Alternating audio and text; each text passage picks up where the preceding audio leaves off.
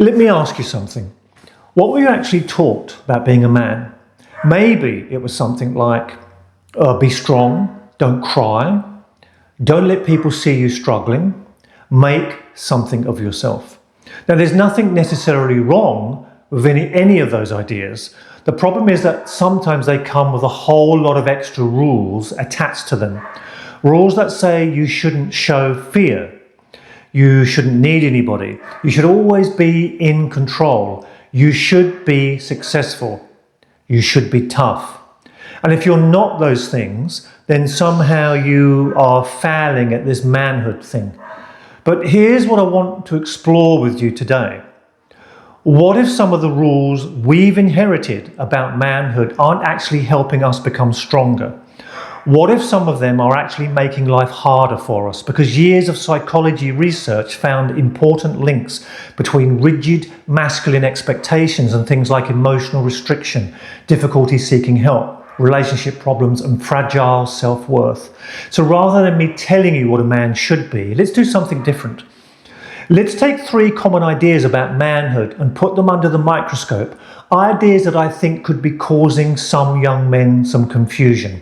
Let's ask a simple question. Do these ideas actually make us stronger or better as men? I don't think they do, so at the end of this video, I'll discuss the blueprint to deal with them. Now, idea 1, showing vulnerability is weakness. You've probably heard some version of this. Man up. Don't let people see you're hurt. Get over it.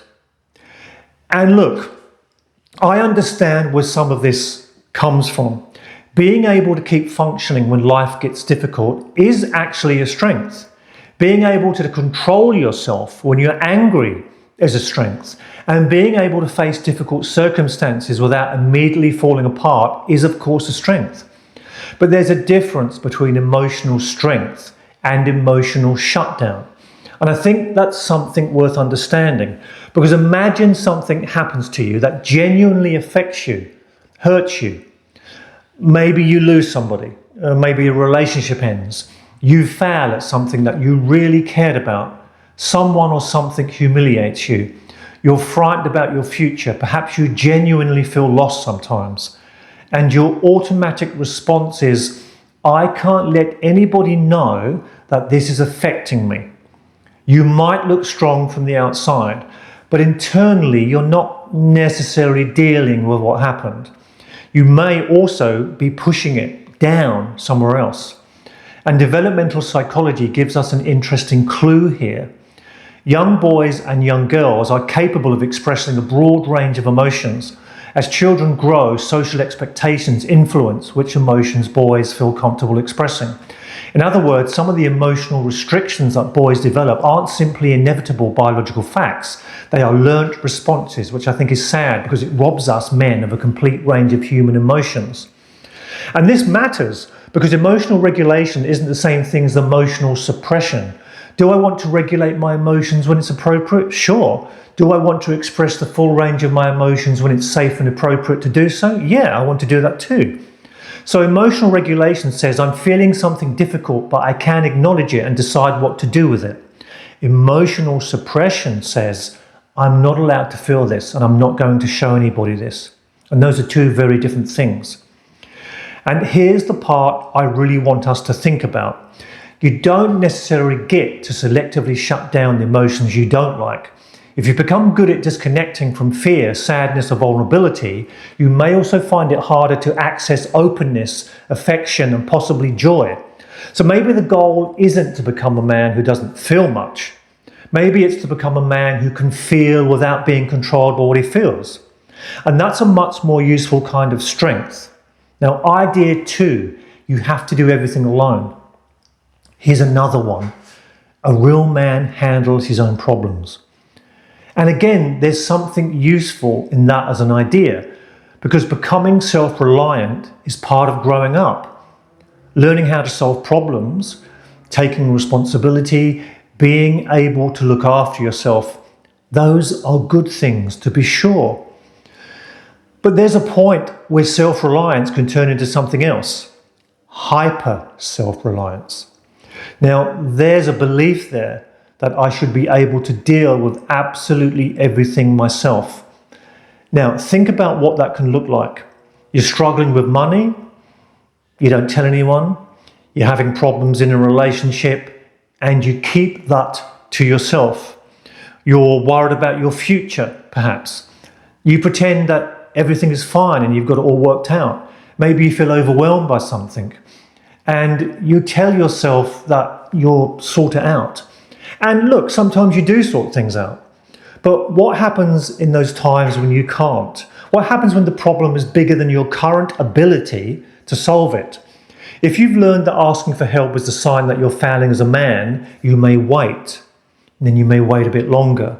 And then you may wait a bit longer until a problem that might once have been manageable becomes a crisis. And this isn't just theoretical. Research into men's health and help seeking has repeatedly found that masculine norms around self-reliance can be associated with delaying professional or personal support. There's another way of looking at this. Think about almost every high-performance environment. Elite athletes have coaches, successful businesses have advisors, musicians have teachers. People building difficult things work in teams. Look, we don't look at them and say, you're weak because you don't do everything yourself. We recognize that capability often involves knowing when to use other people's knowledge and other people's knowledge base. So why should your life be any different? Being able to stand on your own feet is of course valuable, but you don't have to stand alone. There's a difference between I can handle things myself and I must handle everything myself. So the first one can make you stronger. The second one can leave you isolated and emotionally isolated, which is what you don't want. And knowing when to reach out isn't necessarily a retreat from strength. Sometimes it's an expression of strength. Now, bad idea number 3, your worth is your status. Now, this one is probably a bit more complicated because young men receive an enormous number of messages about what supposedly makes them valuable. Money, muscles, women, cars, followers, status, influence, being successful, being respected, being the guy who's winning. And let's be clear about something. There's nothing wrong with wanting to be successful. There's nothing wrong with wanting money. There's nothing wrong with wanting to become physically stronger. And there's certainly nothing wrong with ambition. The problem begins when those things stop being things that you want and they start to become things that you need in order to feel that you're worth something. Because then your self-worth becomes conditional. I'm valuable because I'm successful. Okay, but what happens when you fail? You might believe that I'm valuable because I'm a handsome guy, but what happens when you're not a handsome guy or you don't feel handsome? You might believe I'm valuable because I'm stronger than other people, but what happens when someone's stronger than you? I'm valuable because I'm getting ahead in life. That's great, but what happens when other people overtake you? I'm valuable because I'm winning and I'm a winner.